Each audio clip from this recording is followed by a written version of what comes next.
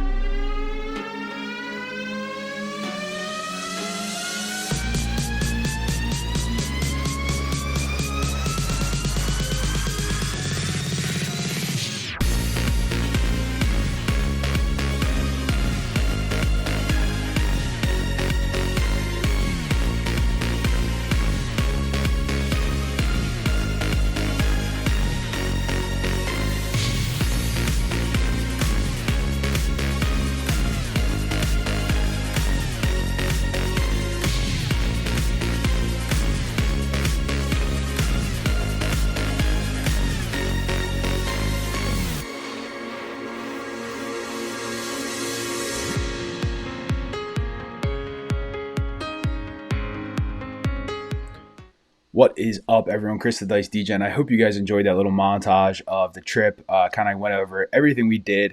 As you can see on the side of the screen there, we went to Barcelona, we went to Cannes, Florence, Naples, Messina, Kotor, Corfu, Santorini, Athens, and Mykonos. We ended the trip in Rome. So it was a really, really great trip overall. It was my first time on Norwegian, and it was good. It was good. There were some things that happened on the trip that we didn't love about the boat, but overall it was a great, great trip. We picked it for the itinerary. And before I hop into this trip report, I do want to kind of go over one thing here quickly. All right, one thing. So you saw me holding a bottle of champagne at one point in that montage. That is from a couples challenge that myself and girlfriend DJen did. It was called The Perfect Couple.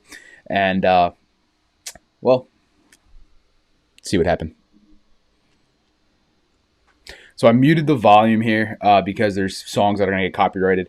But we had to pop a balloon between us, and we couldn't do it stomach to stomach. So you quick flip around and bang, pop.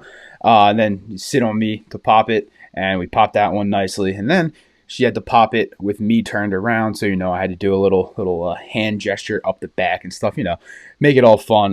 When we did that, though, the people in the crowd were loving it, except for the guy on his phone. I don't know what he's doing. Whatever. His wife probably drug him there. Anyway, we played this game against two couples. One was married for 25 years. One was married for 37 years. And we had a good time.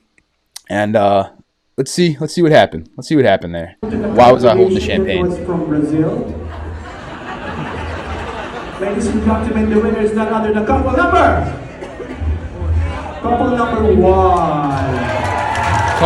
number one. Congratulations, you just won a bottle of shampoo. All right, couple number one. Obviously, couple number one is your favorite DGen couple, me and girlfriend DGen.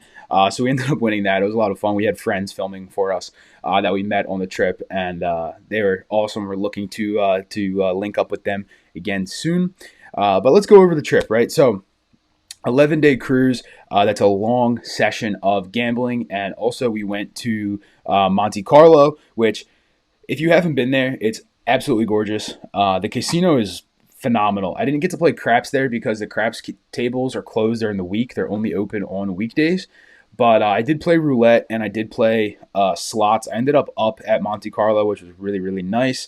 The slots win there, you saw. I turned the $10 free play they gave me into $56 because I couldn't use it on anything else. I could only use it on slots. So I played slots for the first and probably last time, but I won. So that was nice.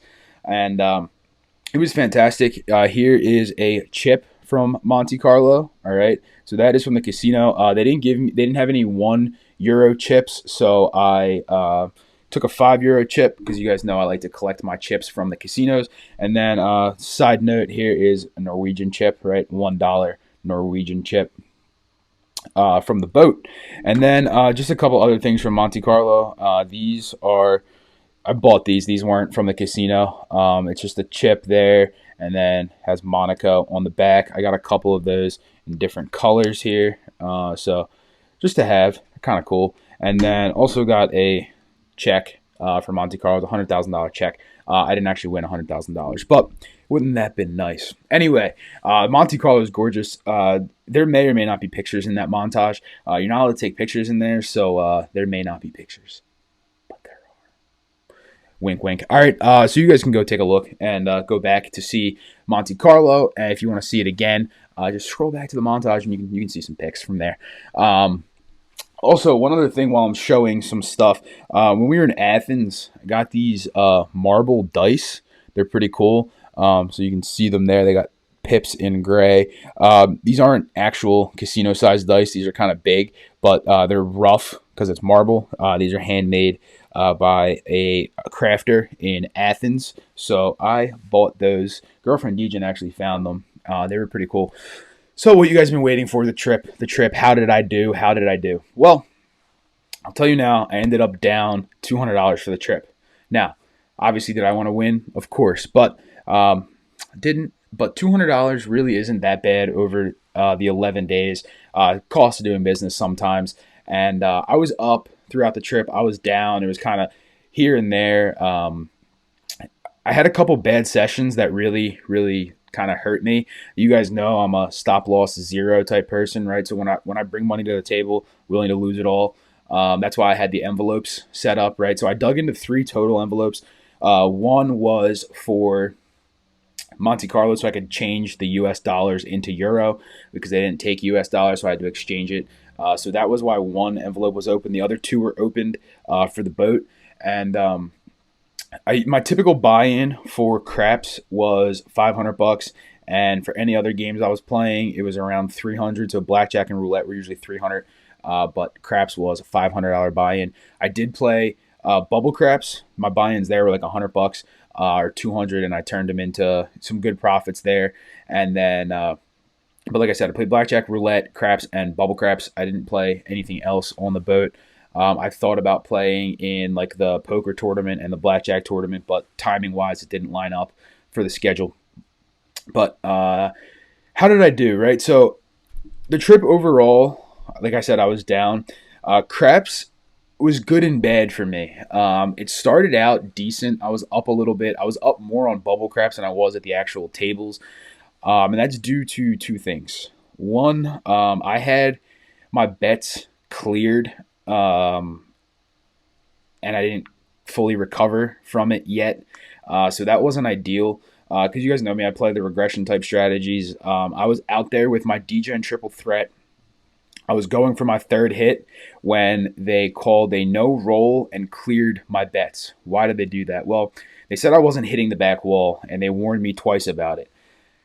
Technically speaking, I was hitting the back wall because I had, so where the diamond and a table meet, right? That little rubber bar there where everybody looks to hit the dice if you throw the dice. That's where I was landing them. They were kissing the back wall and coming right back. They said I wasn't hitting the back wall because I wasn't hitting the diamonds. So ended up clearing my bets. I threw a little hissy fit, and it is what it is.